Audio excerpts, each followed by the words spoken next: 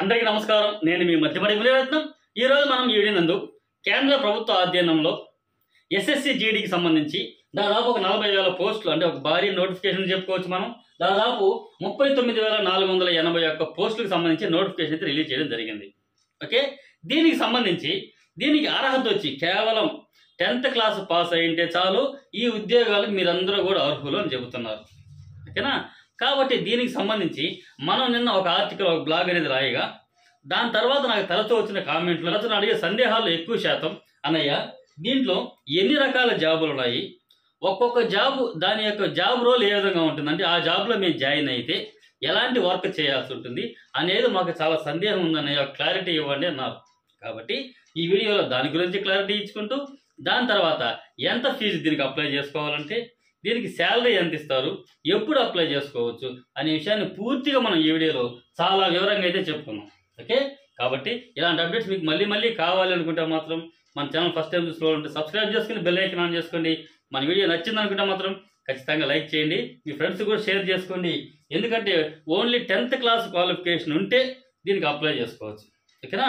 మీరు ఫిజికల్గా ఫిట్గా ఉంటే మాత్రం దీనికి అప్లై చేసుకోండి, ఖచ్చితంగా జాబ్ అయితే పొందండి. ఎందుకంటే ఎక్కువ శాతం మంది, అంటే దాదాపు ఎక్కువ పోస్టులు 39,481 పోస్టులు ఉన్నాయి కాబట్టి ఖచ్చితంగా అయితే ఉపయోగించుకోండి. ఇప్పుడు దీనికి సంబంధించి అఫిషియల్ నోటిఫికేషన్ కావాలనుకుంటే కూడా వీడియో డిస్క్రిప్షన్లో ఉంది, లేదా మన వెబ్సైట్లో ఉంది, మునిరత్నం బ్లాగ్ అని ఉంటుంది, దానిలో కూడా డౌన్లోడ్ చేసుకోండి. ఓకే, ఇప్పుడు దీనికి సంబంధించి మనం దీని qualification 10th class. So 10th class ఉంటే చాలు, మీరు ఈ జాబ్కి అప్లై చేసుకోవచ్చు. దీనికి సిబిటి అంటే కంప్యూటర్ బేస్డ్ ఎగ్జామినేషన్ ఉంటుంది. ఇది 14 భాషలలో ఈ ఎగ్జామ్ నిర్వహిస్తారు. మీ లోకల్ లాంగ్వేజ్లో కూడా నిర్వహిస్తారు. ఆ ఏ భాషలు అనే విధానాన్ని నోటిఫికేషన్లో ఇచ్చాను, మన బ్లాగ్లో కూడా తెలుగులో ఇచ్చున్నాను. ఓకేనా? కాబట్టి మీ సొంత భాషలో కూడా ఎగ్జామ్ రాసుకోవచ్చు.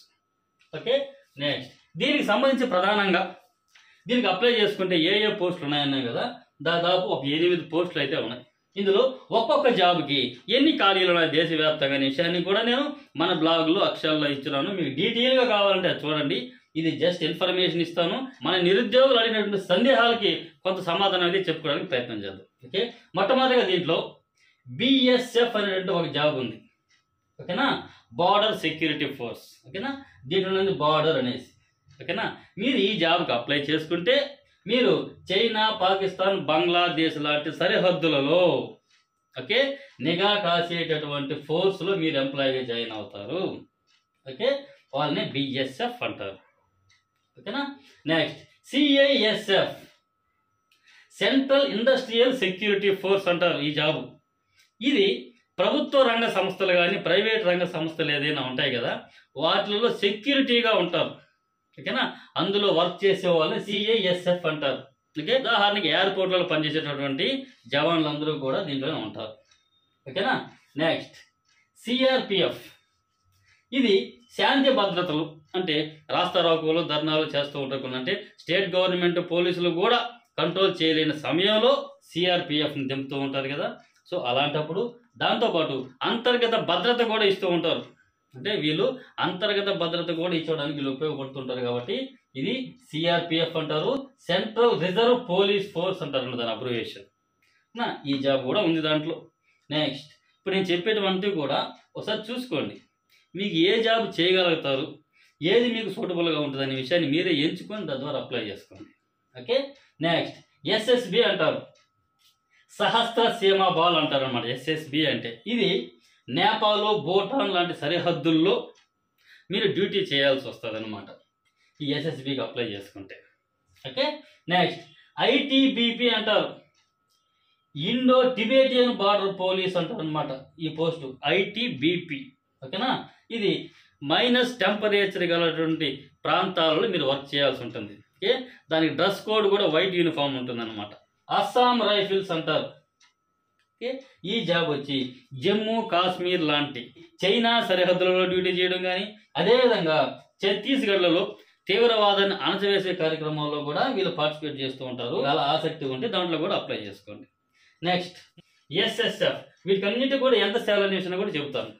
Next SSF, special security force, ప్రత్యేక భద్రతా సిబ్బంది, ప్రముఖ నాయకులు, ప్రముఖ వ్యక్తులకి వీళ్ళు భద్రత అనేది ఇస్తూ ఉంటారు సెక్యూరిటీగా. Next NCB, narcotics control bureau. ఇది డ్రగ్స్ రవాణా, ఒక దేశ మాదక ద్రవ్యాలు కానీ ఇలాంటివి ఏదైనా కంట్రోల్ చేయడానికి చెకింగ్ కానీ అలాంటప్పుడు చెకింగ్ అప్పుడు కూడా ఉపయోగించుకుంటూ ఉంటారు అనమాట. ఓకే, కాబట్టి ఆ చెకింగ్ ఆఫీసర్గా కూడా ఉంటారు వీళ్ళు. కాబట్టి మీరు అలాంటిదే వర్క్ చేయాల్సి ఉంటుంది. Narcotic control bureau. ఓకేనా, ఇది ఈ 8 రకాల పోస్టులు ఉన్నాయి. దీంట్లో మీకు ఏది ఆసక్తి ఉంటే దానికి వెళ్ళండి. ఓకే, నెక్స్ట్ దీనికి ఎంత శాలరీ ఉంటుందన్నయ్య దేనికంటే, ఇప్పుడు ఎన్సిబి నేను చెప్పాను కదా, నార్కోటిక్ కంట్రోల్ బ్యూరో అనేసి, వీళ్ళకి మాత్రం 18,000తో స్టార్ట్ అవుతుంది స్టార్టింగ్ మీకు జీతం. అది 56,900 వరకు పోతుంది. ఓకే, నెక్స్ట్ ఇది కాకుండా రిమైనింగ్ మిగతా 7 పోస్టులు ఏవైతే ఉన్నాయో వాటికన్నిటికీ కూడా 21,700తో స్టార్ట్ అవుతుంది. 69,100 రూపాయల వరకు ఉంటుంది. ఓకే, ఇదంతా కూడా నోటిఫికేషన్లో ఇచ్చిన చూసుకోండి.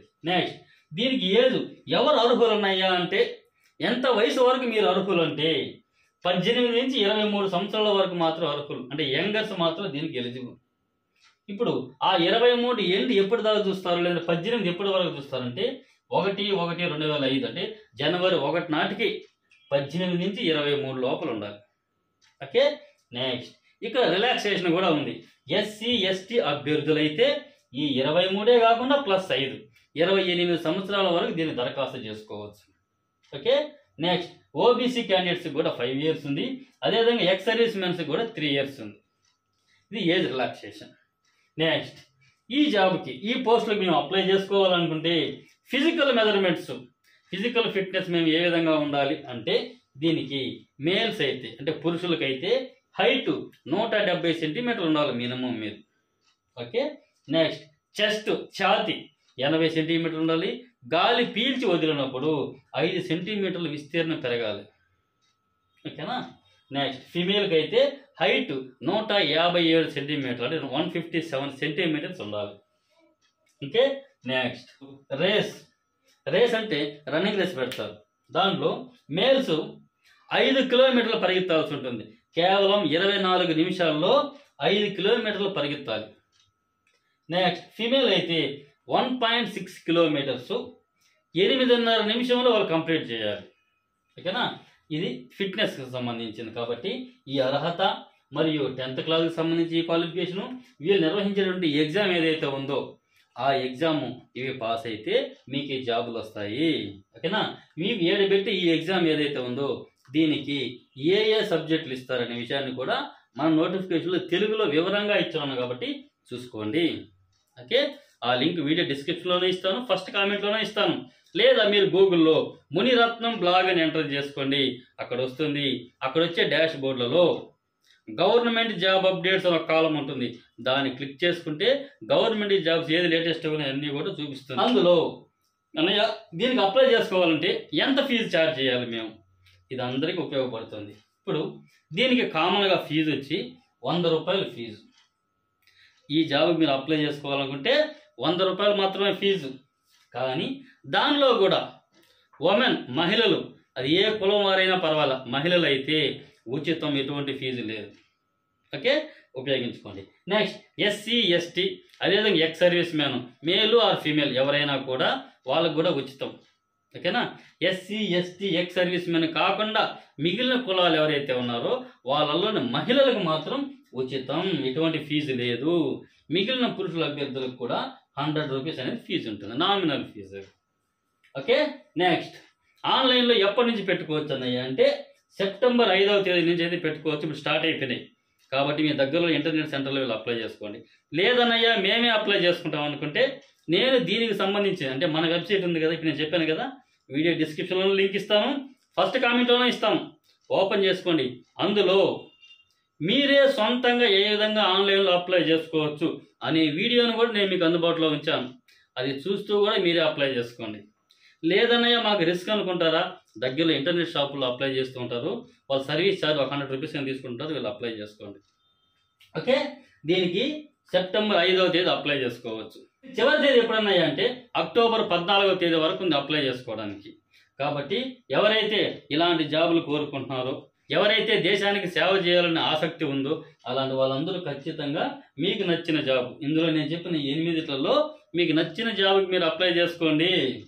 ఓకే, నెక్స్ట్ ఫీజు కట్టుకోవడానికి చివరి తేదీ ఎప్పుడు అంటే అక్టోబర్ 15 వరకు అయితే ఇచ్చారు. నెక్స్ట్ దీనికి ఎగ్జామ్ ఎప్పుడు ఉంటుంది?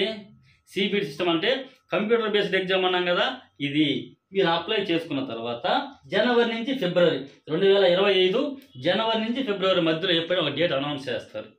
ఓకేనా? కాబట్టి మీరు అప్లై చేసేటప్పుడు మీరు ఈమెయిల్ ఐడి మొబైల్ నెంబర్ ఇస్తారు కాబట్టి మీకు అప్పుడు ఇన్ఫార్మ్ చేస్తూ ఉంటారు. లేదా అప్డేట్ వచ్చినా కూడా మాలాంటి వాళ్ళు చెప్తూ ఉంటారు యూట్యూబ్లో కానీ మీ వెబ్సైట్లో కానీ. ఓకే, మీరు ప్రిపేర్ అవ్వచ్చు. దీనికి సంబంధించి కోచింగ్ సెంటర్లు ఉంటాయి, వీళ్ళు చూసుకోండి. అదే దీనికి సంబంధించి బుక్స్ ఉంటాయి, చదువుకోండి. ఈ ఎగ్జామ్ అనేది మీకు దీంట్లో నెగిటివ్ మార్క్స్ కూడా ఉంటాయి అనమాట. ఓకేనా? ఇదండి జస్ట్ బేసిక్ ఇన్ఫర్మేషన్. ఓకేనా? కాబట్టి ఏ జాబు మీరు జాబ్లో జాయిన్ అయితే ఏ పనులు చేయాల్సి ఉంటుంది అనే విషయం మీకు అర్థమైంది అనుకుంటున్నాను. మీకు అర్థమైంది అనుకుంటే మాత్రం ఖచ్చితంగా లైక్ చేయండి. ఓకేనా? నెక్స్ట్ అప్డేట్స్తో మళ్ళీ కలుసుకుందాం. అంతవరకు సెలవు. నేను మీ మధ్యమడి నీరత్నం.